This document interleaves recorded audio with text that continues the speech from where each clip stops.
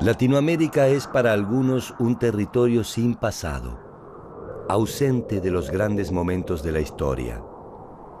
Los que aquí vivimos sentimos a veces que se nos impone un pasado extranjero. Sin embargo, América Latina, la hermana menor de la historia universal, como todo y como todos, también tuvo un principio.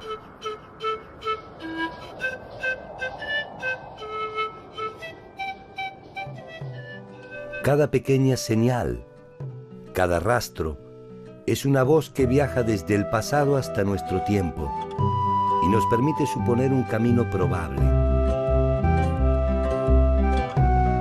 Cada camino nos abre la esperanza de conocer nuestro origen y que en él se encuentre, aunque más no sea mínimamente, una razón para entender nuestro presente y proyectar nuestro futuro. ¿Quiénes somos los latinoamericanos? ¿Por qué hacemos lo que hacemos? ¿Cómo nos organizamos? ¿Qué avances produjimos? ¿Dónde se encendió la llama de nuestra cultura y nuestra historia? ¿Dónde está la verdad y la razón de nuestro origen? Preguntas y más preguntas que nos remontan a una pregunta original. ¿Cómo se pobló América?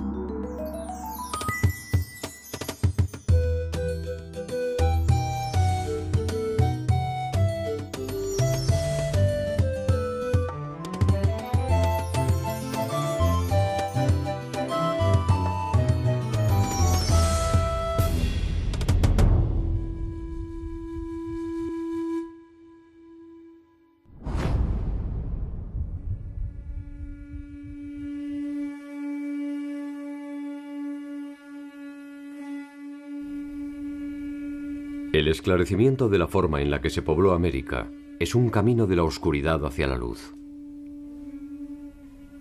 Cada dato arqueológico, cada resto fósil, cada impresión en la piedra podrán ser interpretados como una respuesta. Los científicos e investigadores debaten en la actualidad rutas migratorias y características morfológicas del hombre primitivo en Latinoamérica.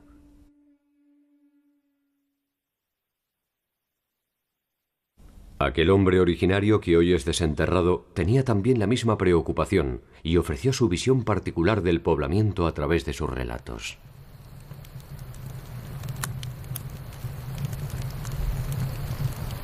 Las leyendas, sostenidas por la tradición oral, han llegado más o menos indemnes hasta nuestros días y constituyen el primer esbozo de un conocimiento a propósito del origen.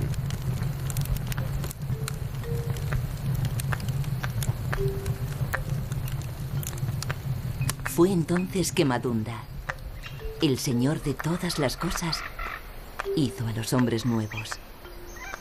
Los trenzó con ramas de sauce y antes de dejarlos en el mundo, les enseñó a cazar con arco y con flecha para que estuvieran solos y no los molestaran. Entonces se fue al norte, más allá de las praderas, donde los bosques no tienen brazos ni pies.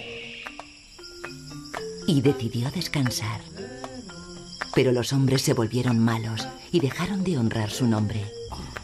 Como castigo, el Señor de todas las cosas les envió una lluvia de hielo y luego otra, hasta que finalmente ya no pudieron ver el cielo ni avanzar hacia ningún lado.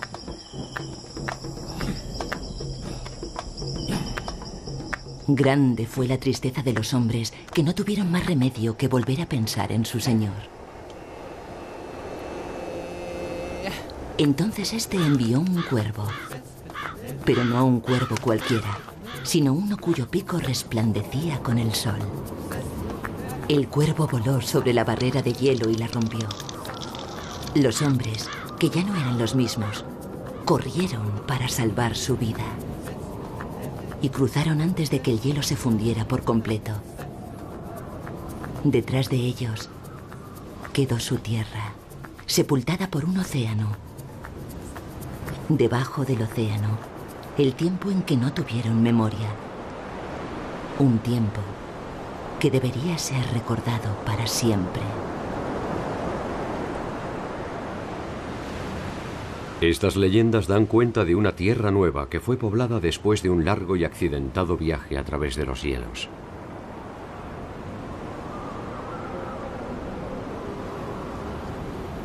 La glaciación fue un proceso de enfriamiento global que llegó a su grado máximo hace 20.000 años.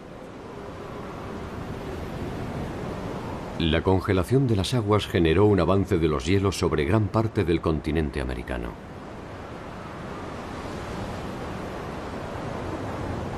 A partir de este momento se puede inferir que América estuvo integrada al continente asiático por el norte y al territorio antártico por el sur. 20.000 años atrás, el clima era extraordinariamente frío, fue el momento más frío de los últimos 150.000 años.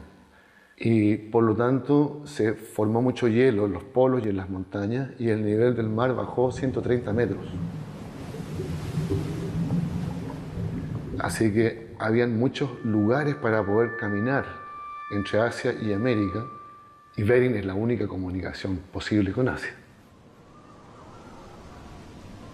Cuando se produjeron los deshielos, los pasos que unían los continentes desaparecieron y la humanidad se dividió en dos mundos que se ignoraron mutuamente para reencontrarse, al menos oficialmente, hace algo más de 500 años.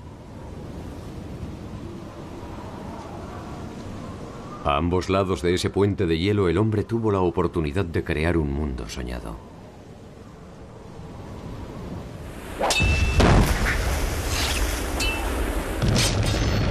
Pero tarde o temprano aparecieron la violencia y el genio, la memoria y el olvido, la oportunidad y la perdición, la verdad y la historia.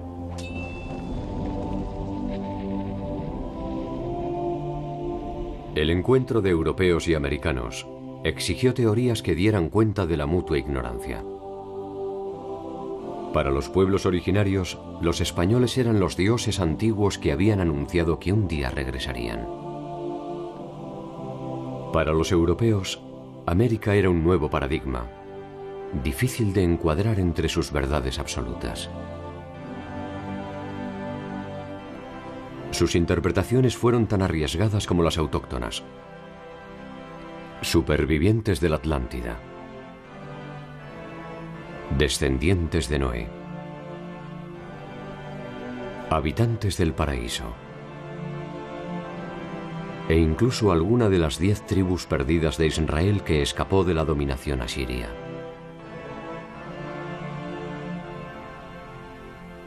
En todos los casos, fantasías que prefirieron ignorar las mitologías americanas. Una de estas mitologías es un texto emblemático de la cultura maya, el Popol Vuh. Los dioses mayas parecen hechos a imagen y semejanza del hombre.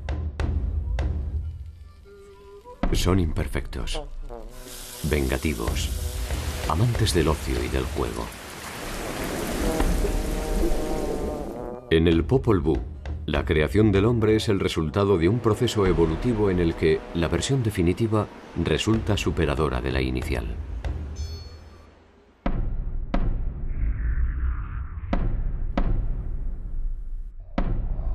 De lodo hicieron la carne del hombre, pero vieron que no estaba bien, porque se deshacía. Entonces desbarataron y deshicieron su obra y su creación. Al instante fueron hechos los muñecos labrados de madera. Se parecían al hombre, hablaban como el hombre, pero no tenían alma, ni entendimiento. Enseguida fueron aniquilados, destruidos. Finalmente, de maíz amarillo y de maíz blanco se hizo su carne. De masa de maíz se hicieron los brazos y las piernas del hombre. Únicamente masa de maíz entró en la carne de nuestros padres. Los 4 hombres que fueron creados.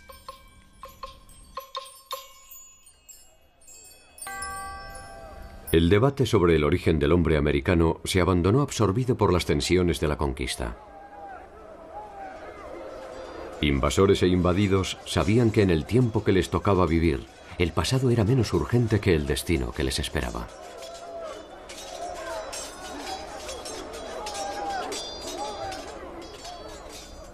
La ciencia volvería a reavivar ese debate suspendido temporalmente. En los inicios del siglo XIX, el interés científico se concentró en inventariar todo aquello que estaba dentro del mundo. Paisajes, animales, plantas, objetos y, ¿por qué no?, también el pasado.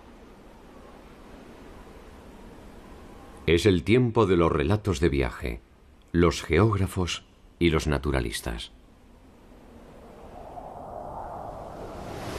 Hacia 1832, Sudamérica recibe la visita de uno de ellos, Charles Darwin. La expedición que lo trajo a estas costas tenía entre sus objetivos primordiales encontrar los rastros del diluvio universal en la Patagonia austral.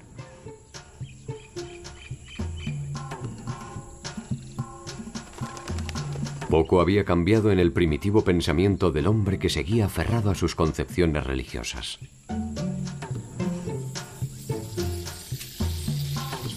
Sin embargo, este viaje iniciático cambiaría la perspectiva del origen, abriendo los caminos a revolucionarias e innovadoras propuestas.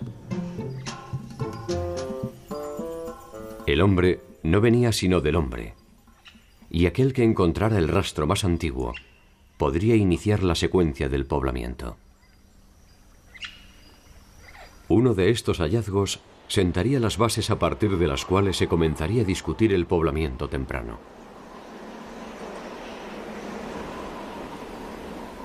Para la mayor parte de las teorías que creen que el origen del hombre es producto de un proceso migratorio, el estrecho de Bering fue la puerta de entrada al continente. Por allí habrían llegado los primeros grupos de cazadores-recolectores. Su existencia se confirma fundamentalmente por los hallazgos arqueológicos de Clovis y Folsom. Clovis es un sitio arqueológico que se encuentra en el estado de Nuevo México, en los Estados Unidos, que fecha cerca de 11.300 años atrás. Es un sitio caracterizado por un punta de proyectil muy especial, que muchos arqueólogos piensan que es la primera invención tecnológica de los americanos. Y este punta proyectil está asociado con los huesos de un mamut. Y allí empezó la primera teoría de poblamiento de América. Y cuando se establece una teoría como así, todos los sitios arqueológicos encontrados después son comparados a este sitio y a este modelo.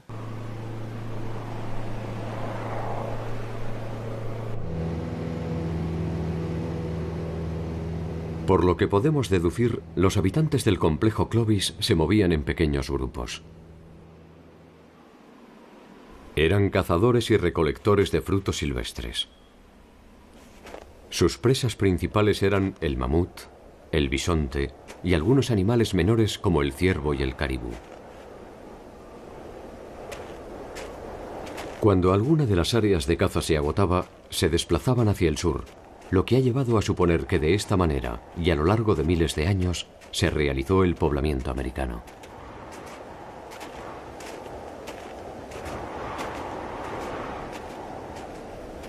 Este emigrante se conoce bajo la denominación de paleoindio y habría llegado al continente al menos hace ya más de 11.000 años. El complejo cultural Clovis no es solamente un sitio arqueológico. Es también la piedra angular de las teorías que se resisten a considerar la posibilidad de otras rutas u otros emigrantes. La primera teoría o modelo es lo más difícil para cambiar, porque está manejado por los expertos que definieron esta teoría. Entonces, como el primer modelo teórico, hay que comparar todo lo que sigue después contra el padre o la madre paradigmática, Clovis. Para Clovis, el paleoindio fue el protagonista excluyente de este proceso migratorio originado en el norte de América y que se fue extendiendo hacia el sur continental.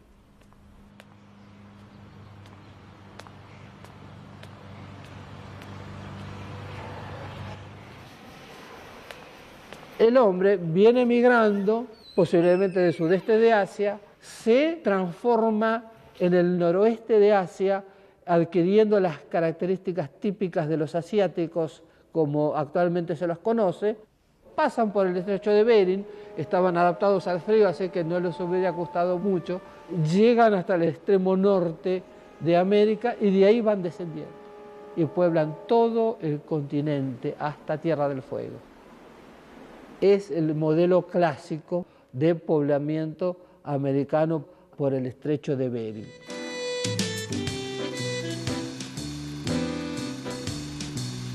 Las teorías provenientes de los países centrales definían las hipótesis del poblamiento.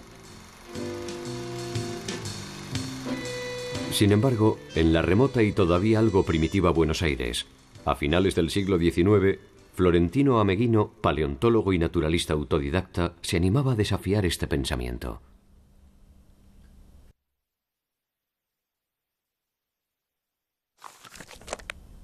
Durante el primer Congreso Internacional de Americanistas de París, en 1879, Ameghino sostuvo que el hombre era originario de América. La teoría de Ameghino postula que el hombre es originario de América, concretamente en la Argentina.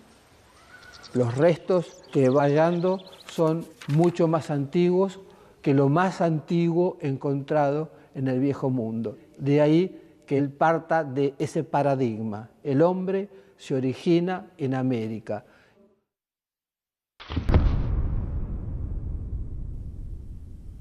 La teoría produjo un breve cisma en el universo científico. No solo ponía en duda los trabajos producidos hasta el momento, también significaba que Latinoamérica investigaba y estaba en condiciones de producir conocimiento. Hasta tal punto las ideas de Ameghino cuestionaban al modelo Clovis, que el mismo Alex Hrdlicka, un defensor de la teoría del ingreso por Bering, se trasladó hasta Buenos Aires para intentar descartar punto por punto las ideas de Ameghino.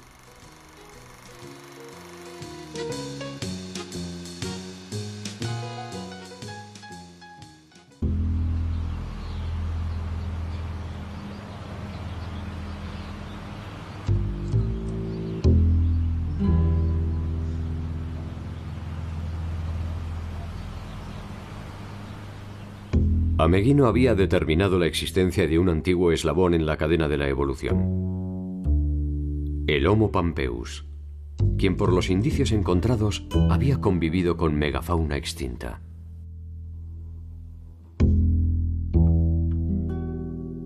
Eso le permitió presumir una antigüedad que hacía del Homo pampeus el antecedente más antiguo en la historia del hombre, y por tanto supuso que desde la Patagonia se había desplazado hacia el norte completando el poblamiento de la Tierra.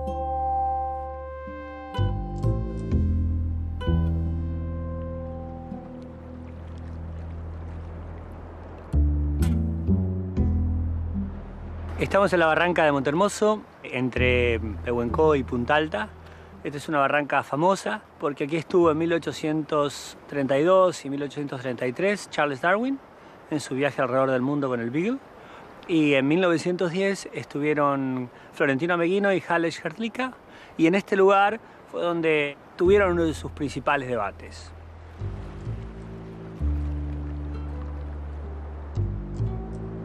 Entonces acá, en este lugar, en la mitad superior de este afloramiento, en unos escalones, encontraron artefactos de piedra. Estos artefactos de piedra, de este tipo, los que tengo yo ahora en la mano, fueron recogidos por Hrdlicka y por Ameghino.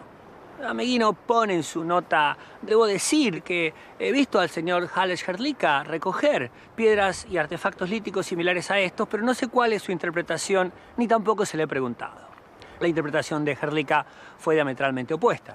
Mientras que Ameghino pensaba que estos eran artefactos pertenecientes a los albores de la humanidad, Hrdlicka, 2 años más tarde, publicó que estos artefactos realmente eran muy modernos y eran producto de los indígenas que hasta hacía poco habían asolado las puertas de Buenos Aires y la región pampeana en general.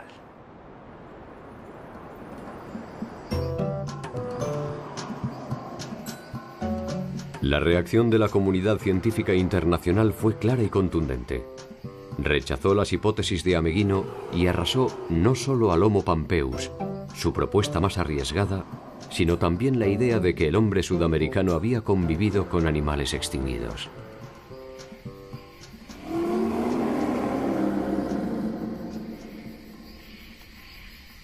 Sin embargo, en este caso, el tiempo demostraría que Ameghino tenía razón. El hombre primitivo había compartido su tiempo y su espacio con los gigantes de la prehistoria.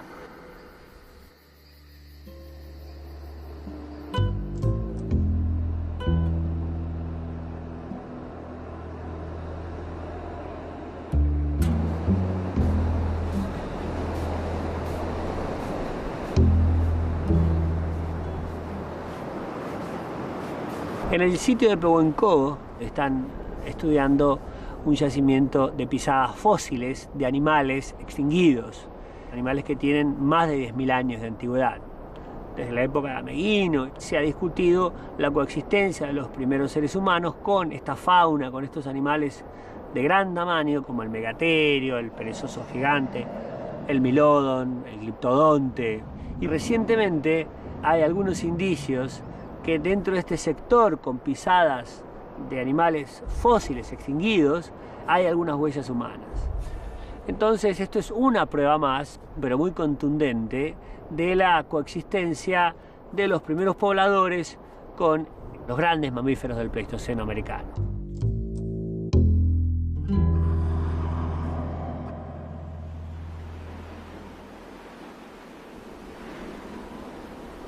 El modelo de migración terrestre propuesto por Clovis parecía indiscutible. Y nadie se atrevía a poner en duda que el paleoindio había sido el primer habitante de América. Sin embargo, nuevas investigaciones volvieron a poner en duda estas afirmaciones categóricas. Los paleoindios quedan circunscriptos a donde vivían los grandes animales y ahí terminan por extinguirse.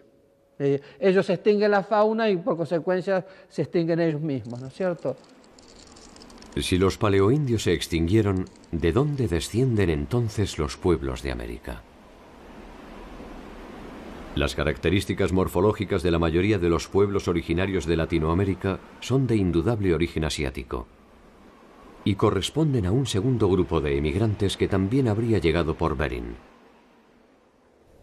el amerindio. La característica típicamente asiática es interpretada actualmente como una característica de adaptación al frío extremo, sobre todo la región facial superior.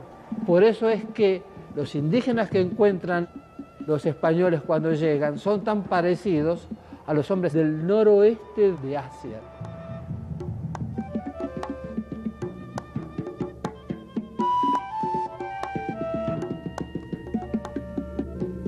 La existencia del amerindio viene a poner luz sobre el origen de la población latinoamericana actual, pero deja abierta la discusión acerca del primer habitante de Latinoamérica. Si los paleoindios llegaron por Bering hace 11.500 años, y más tarde lo hicieron los amerindios, ¿cómo puede explicarse que existan evidencias de pobladores de Sudamérica cuya antigüedad es mayor a los 12.000 años?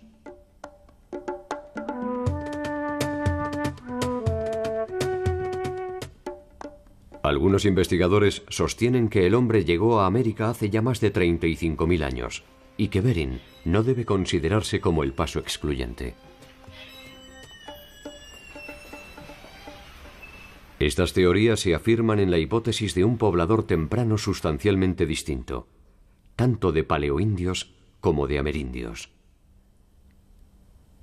el paleoamericano.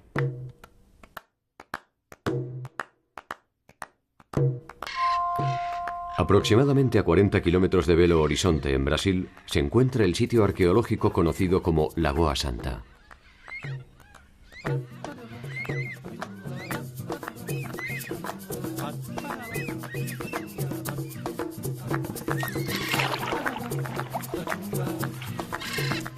Allí, un equipo encabezado por el bioarqueólogo Walter Neves encontró restos fósiles humanos con una antigüedad de 11.500 años.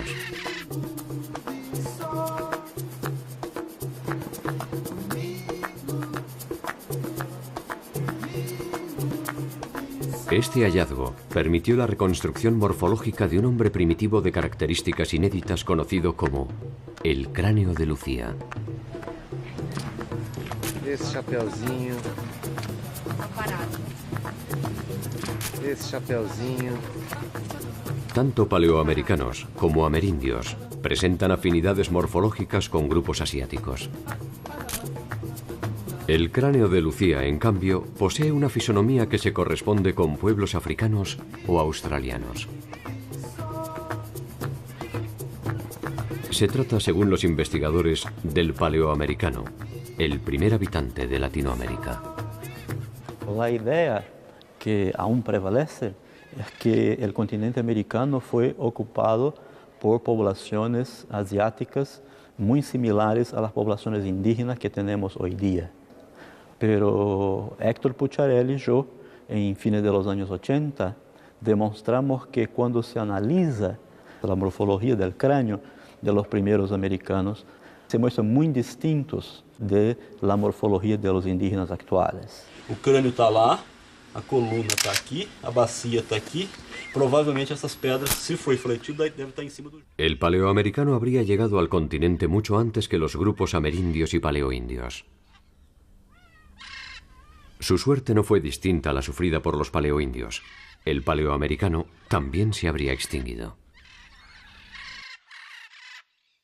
Pero lo importante es que tanto la Lagoa Santa como otros cráneos menos famosos son los de mayor antigüedad, son los que nosotros llamamos paleoamericanos. Es el estrato más antiguo de pobladores americanos que se conoce.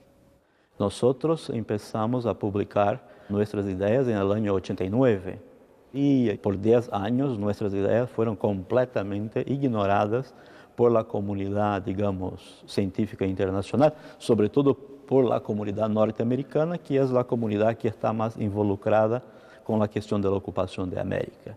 Y en este sentido, el suceso mediático del cráneo de Lucía y su reconstitución facial forzó un poco la comunidad internacional a admitir que alguien en Sudamérica estaba proponiendo algo distinto. A diferencia de otros sitios arqueológicos que solo disponen de instrumentos de piedra, Lagoa Santa posee un conjunto de evidencias que lo convierten en un sitio decisivo para intentar comprender el poblamiento de América.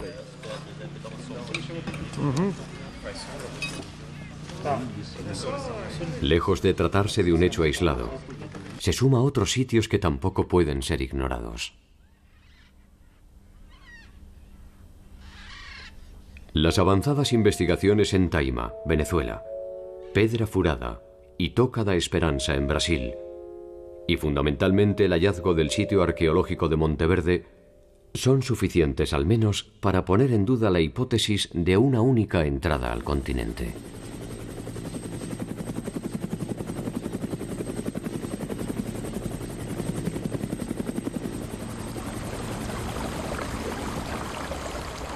El hallazgo de Monteverde fue presentado por el profesor norteamericano Tom Dillehay de la Universidad de Kentucky y el geólogo chileno Mario Pino de la Universidad Austral.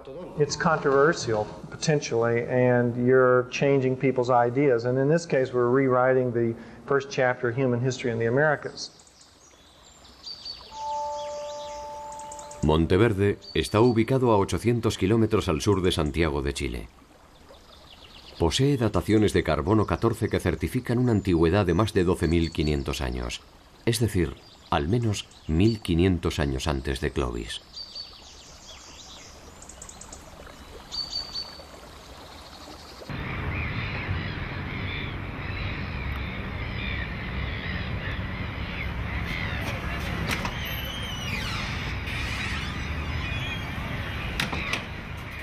En Monteverde se encontraron indicios de un asentamiento reducido y organizado, merced a la presencia de restos de chozas, cuero, carne de mastodonte, herramientas de hueso hierbas medicinales y, entre otros descubrimientos, la huella de un niño.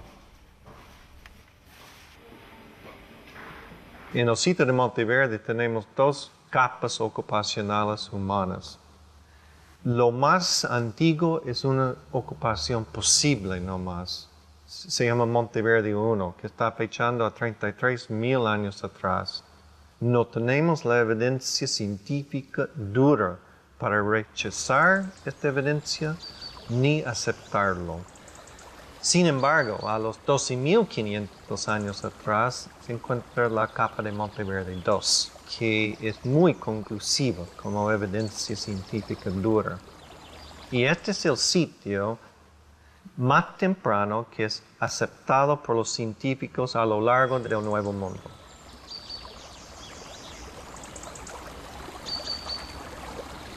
Los sitios de Clovis están fechados en 11.500 antes del presente. No son más antiguos que eso, nunca. Ahí surge la disrupción con Monteverde, porque Monteverde tiene una fecha entre 12.500 y 13.000 antes del presente. Entonces muchas personas se preguntan, bueno, ¿qué tanta diferencia entre 11.500 y 12.500? Son solo 1.000 años. Pero la diferencia es latitudinal. Lo Clovis, cierto, original, está en Nuevo México y Monteverde está a los 41 grados sur, en Puerto Montt. Luego, si habían personas hace 12.500 años atrás en Monteverde, esas personas llegaron a América hace 20.000 años atrás por el estrecho de Bering. Y entre 20.000 y 11.500 sí hay una enorme diferencia. Erosionando bajo de una capa de turba. Yo creo que Monteverde está enseñándonos que tenemos que primero repensar nuestras teorías de quiénes son los primeros americanos. Las teorías de Dillehay se encontraron con fuertes resistencias, algunas de ellas no solo científicas. You're crazy. Don't do this at the outset of your career. The data must be bad, and so forth.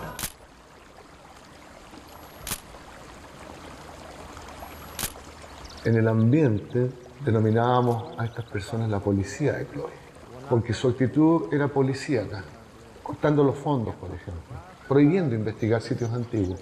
Y la policía de Clovis y sus asociados nunca escribió en una revista científica una crítica a Monteverde, sino que las críticas a Monteverde surgían de manera coloquial, en los pasillos de las universidades, de los congresos, originando un ruido que era muy molesto para la investigación. La historia de Ameghino se repitió casi medio siglo más tarde. Una comisión de expertos, entre los que se encontraban defensores del modelo Clovis, viajaron hasta Chile para analizar el sitio.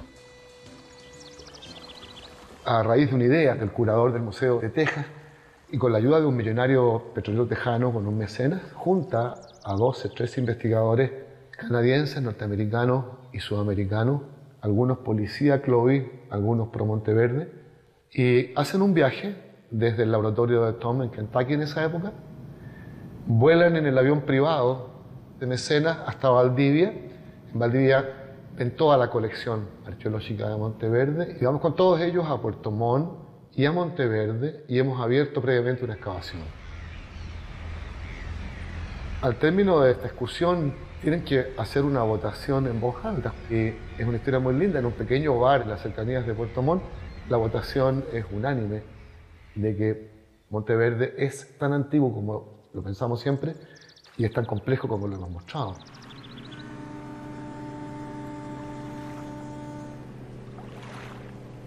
Yo pienso que Monteverde como un sitio solitario no puede cambiar este modelo de pensar de cómo fue poblado de lado del mundo.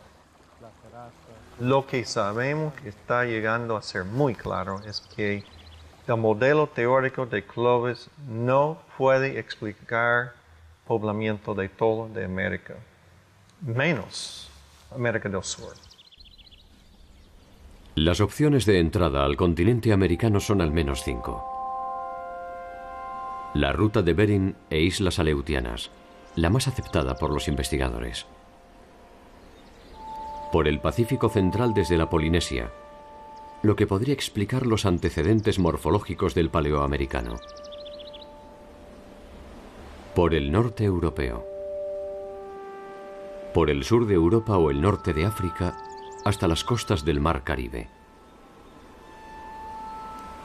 Y finalmente, por el sur continental a través de un eventual puente antártico que conectó a Australia con Sudamérica. Esta última es quizás la que ofrece menos sustento científico. Las otras, en cambio, son un campo fértil para formular hipótesis y arriesgar algunas atrevidas conclusiones.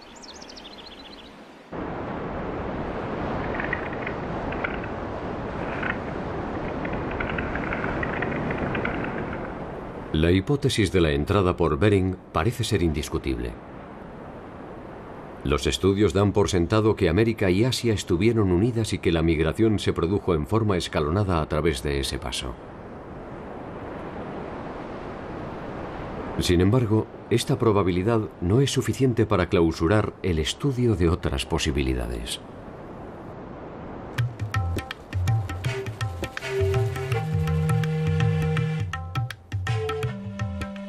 El 29 de abril de 1947, el noruego Thor Heyerdahl, a bordo de la Kon-Tiki y acompañado por un reducido grupo de hombres, inició el viaje desde el puerto de El Callao hacia el oeste con el objeto de demostrar que los primeros habitantes de Polinesia fueron originarios de América y no de Oriente.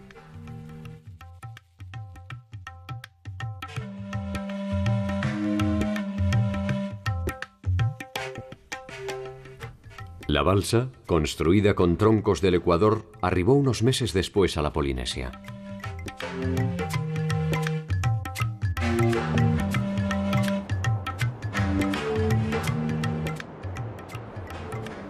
El camino inverso debió esperar 37 años hasta que el argentino Alfredo Barragán y otros intrépidos compañeros, en una embarcación similar, unieron el puerto de Santa Cruz de Tenerife con las costas de Venezuela en 52 días de travesía a bordo del Atlantis.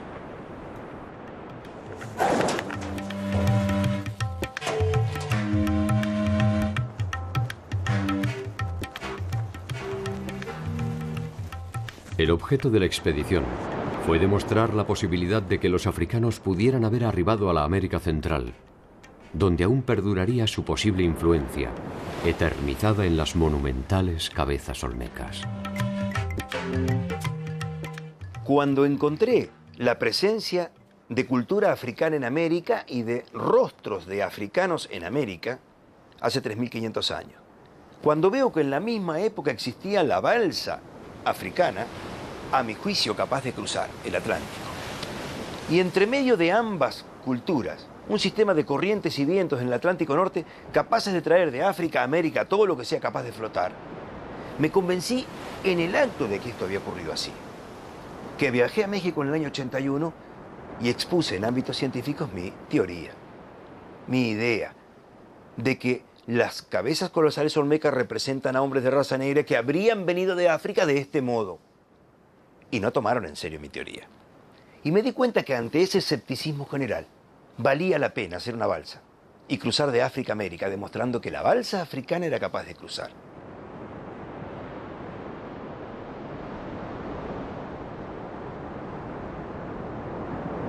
Atlantis es una copia fiel de la balsa africana de hace 35 siglos. No tiene ningún elemento metálico en la construcción. Tiene un cuerpo compuesto por 9 troncos de madera balsa. Son troncos sumamente livianos, de muy poco peso específico y gran flotabilidad. Un mástil de doble pata, una B corta invertida, madera muy recta, muy dura. Usamos 6 kilómetros de cuerdas vegetales para amarrarla. Ni un solo clavo en la construcción. Y realmente funcionó fantástico.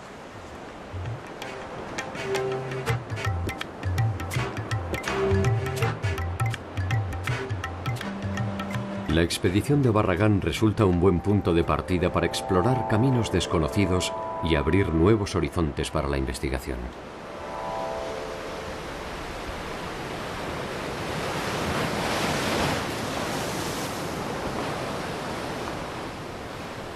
Los investigadores albergan dudas acerca de la posibilidad de cruzar el Pacífico en las balsas primitivas de los pueblos costeros, que se siguen construyendo hoy como hace miles de años.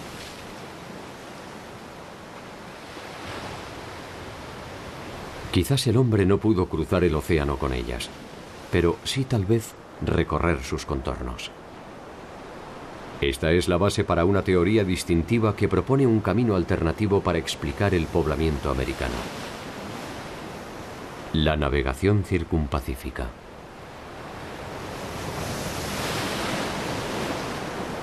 Esta hipótesis podría explicar las evidencias de asentamientos tempranos en Sudamérica.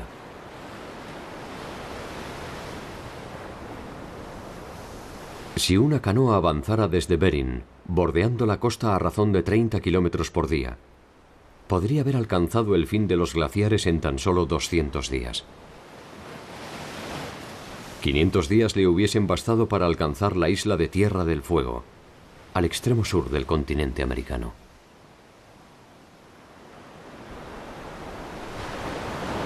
La teoría de la navegación circumpacífica presupone una migración marítima en pequeños grupos, posiblemente de pueblos costeros acostumbrados a permanecer cerca de las orillas. Sus posibles desplazamientos se habrían realizado hacia el sur, siempre en búsqueda de mejores tierras y condiciones climáticas para el desarrollo de la vida.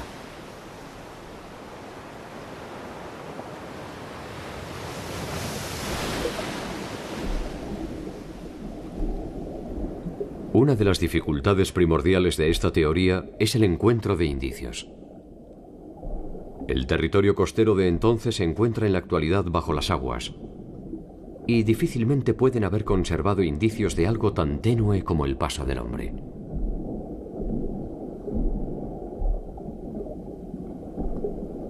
Las huellas visibles de ese paso se encuentran en el territorio continental. Estamos en el sitio que se llama Montehermoso. Este es un sitio arqueológico que está a orillas del mar, muy cerca del balneario de Montehermoso. Este sitio que tiene un tipo de registro excepcional, y es que aquí se encuentra la impronta de pisadas humanas, en las orillas de una antigua laguna.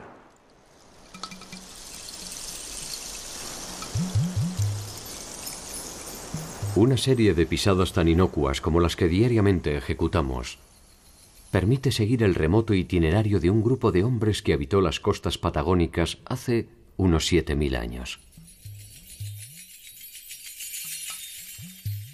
Y sabemos que esta laguna se comenzó a formar hace aproximadamente 8000 años y estuvo activa como un espejo de agua que se fue reduciendo hasta cerca de los 6500 años. En diversos momentos, entre 8000 y 6500, los grupos indígenas vivieron en los alrededores. En el momento en el que este lugar era ocupado, el mar se encontraba a unos 2 kilómetros de donde se encuentra ahora, más al sur. Este lugar eran dunas rodeando una laguna que se formaba solo por aguas de lluvia y por napas freáticas muy altas, de manera tal que era una laguna muy tranquila. Creemos que los campamentos estaban muy cerca y que la gente que vivía en estos campamentos salía a buscar lobos marinos y buscar caracoles en la playa, aves, huevos de aves y algún otro recurso. La interpretación que nosotros hacemos a partir del análisis estadístico de las pisadas relevadas indica que un determinado grupo estaban con mayor frecuencia en la laguna, chicos y mujeres, y ese grupo de edad y de sexo generalmente es el que se encarga de las recolecciones.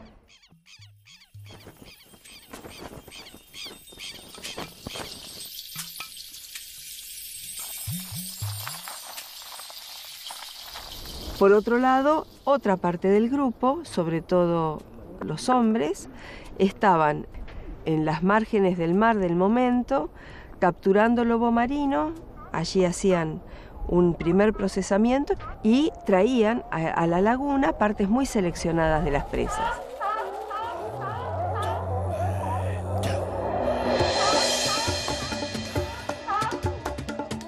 Esta gente vivía básicamente de la caza, de animales silvestres, de la recolección, y no tenían ningún tipo de agricultura ni de animal domesticado, con excepción probablemente del perro, aunque no hemos encontrado en este lugar ninguna evidencia directa de que tuvieran perro.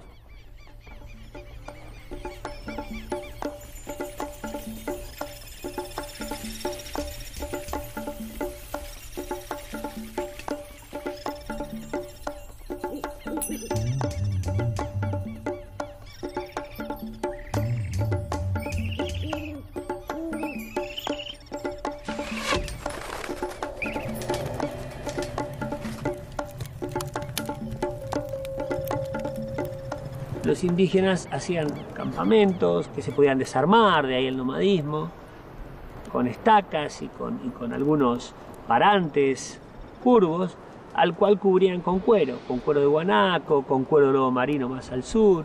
Y esto era portable, o sea, podía desarmarse y transportarse hacia un nuevo lugar. Probablemente se desplazaban a medida que agotaban los recursos para su subsistencia. La aparición de climas más benignos, el abrigo de las rocas, la protección contra animales y la cercanía de cauces de agua terminaron por establecer preferencias habitacionales y permitieron a los grupos concentrarse en un área específica más o menos reducida.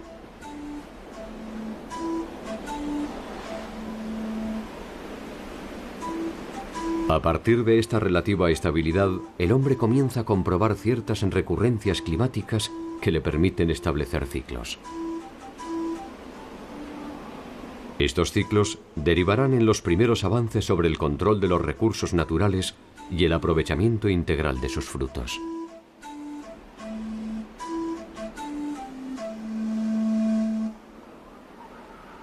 Existen indicios en el área central andina, en la cueva del Guitarrero en Perú, de cultivos de frijoles que podrían tener una antigüedad de 9000 años. El maíz en Ecuador, la calabaza y el aguacate en México se cultivan ya hace 4000 años. La quinoa y la papa en Bolivia constituyen los primeros indicios de una actividad agraria y confirman el lento paso de una economía de caza y recolección hacia una sustentada en asentamientos permanentes que se habría producido entre 3000 y 6000 años atrás.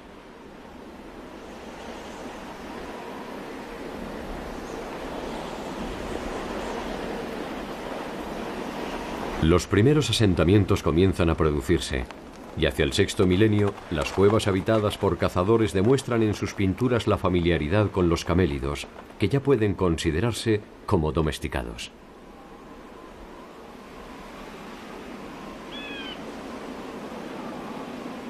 Las novedosas condiciones de la subsistencia en lugares más o menos estables permitieron la aparición de una nueva abundancia: el tiempo. Tal vez como simples manifestaciones de un ocio incipiente, tal vez como una breve crónica de la jornada, quizás como un juego o un primer esbozo de la historia, aparecen las primeras pinturas rupestres.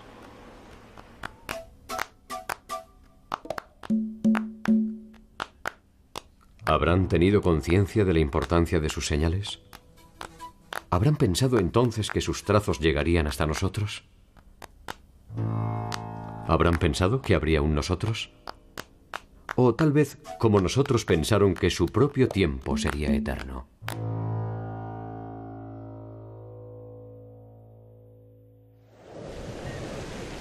Aquel hombre que habría llegado por Bering hace 35.000 años consumió al menos 25.000 para establecerse en la nueva geografía. Los milenios futuros producirían transformaciones inimaginables. Lo que es decididamente indudable es que a ambos lados de Bering, en algún momento de la historia, el desarrollo de la humanidad fue hipotéticamente similar.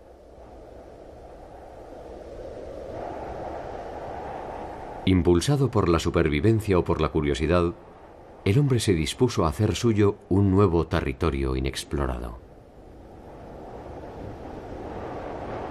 A cada extremo de esta pared, el hombre experimentó desde las primeras formas de agrupación familiar y grupal hasta las más complejas formas de organización.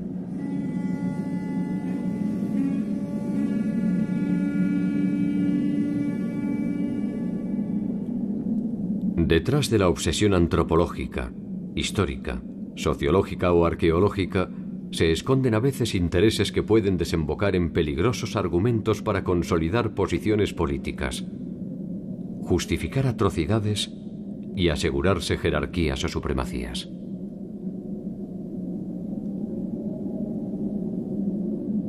Para algunos, ser los primeros es también ser los mejores.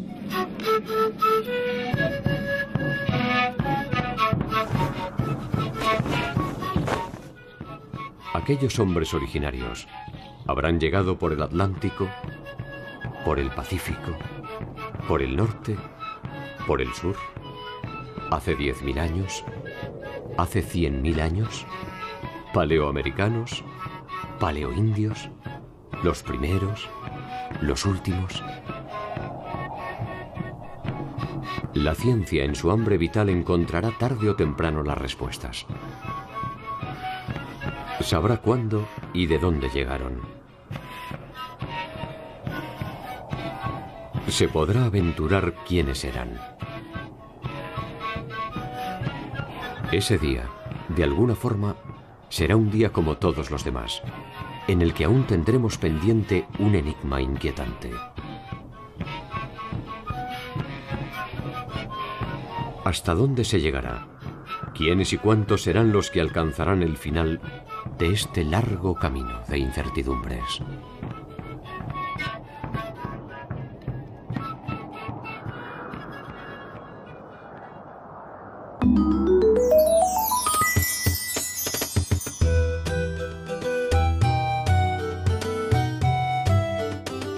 Los mismos corrieron para salvar su vida y cruzaron antes de que el hielo se fundiera por completo. Detrás de ellos quedó su tierra, sepultada por un océano. Debajo del océano, el tiempo en que no tuvieron memoria. Un tiempo que debería ser recordado para siempre. Estas leyendas dan cuenta de una tierra nueva que fue poblada después de un largo y accidentado viaje a través de los hielos.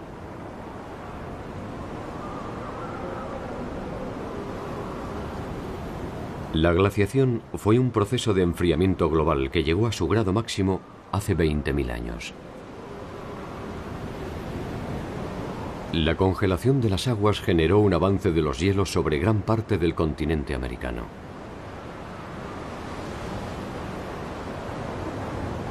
A partir de este momento se puede inferir que América estuvo integrada al continente asiático por el norte. Cada dato arqueológico, cada resto fósil, cada impresión en la piedra podrán ser interpretados como una respuesta. Los científicos e investigadores debaten en la actualidad rutas migratorias y características morfológicas del hombre primitivo en Latinoamérica.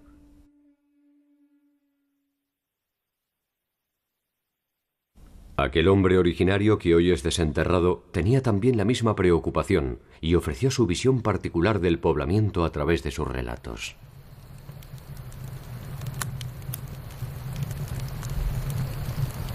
Las leyendas, sostenidas por la tradición oral, han llegado más o menos indemnes hasta nuestros días y constituyen el primer esbozo de un conocimiento a propósito del origen.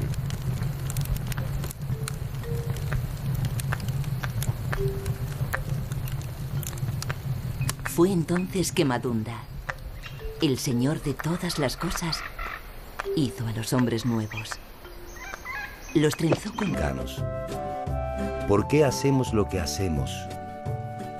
¿Cómo nos organizamos? ¿Qué avances produjimos? ¿Dónde se encendió la llama de nuestra cultura y nuestra historia? ¿Dónde está la verdad y la razón de nuestro origen?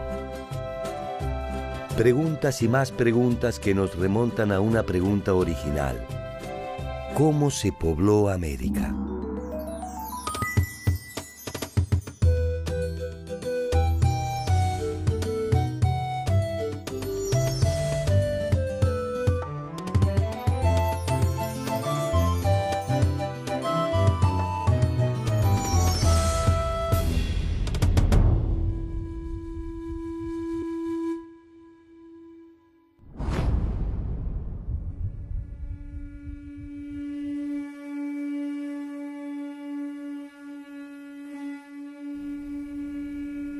El esclarecimiento de la forma en la que se pobló América es un camino de la oscuridad hacia la luz.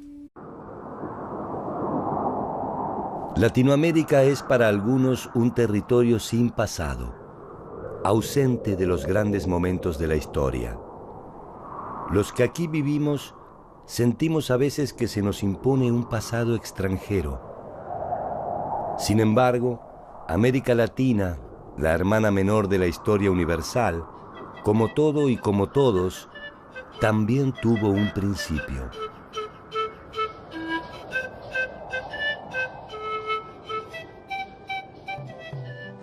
Cada pequeña señal, cada rastro, es una voz que viaja desde el pasado hasta nuestro tiempo y nos permite suponer un camino probable. Cada camino nos abre la esperanza de conocer nuestro origen y que en él se encuentre, aunque más no sea mínimamente, una razón para entender nuestro presente y proyectar nuestro futuro. ¿Quiénes somos los latinoamericanos? Ramas de sauce.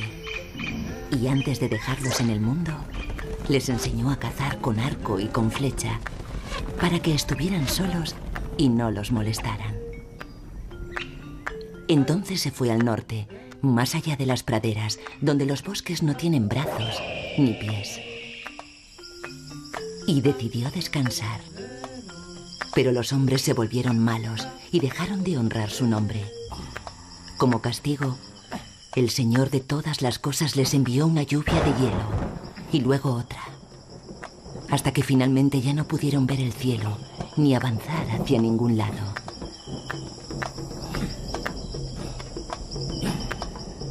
Grande fue la tristeza de los hombres, que no tuvieron más remedio que volver a pensar en su Señor. Entonces este envió un cuervo, pero no un cuervo cualquiera, sino uno cuyo pico resplandecía con el sol. El cuervo voló sobre la barrera de hielo y la rompió. Los hombres, que ya no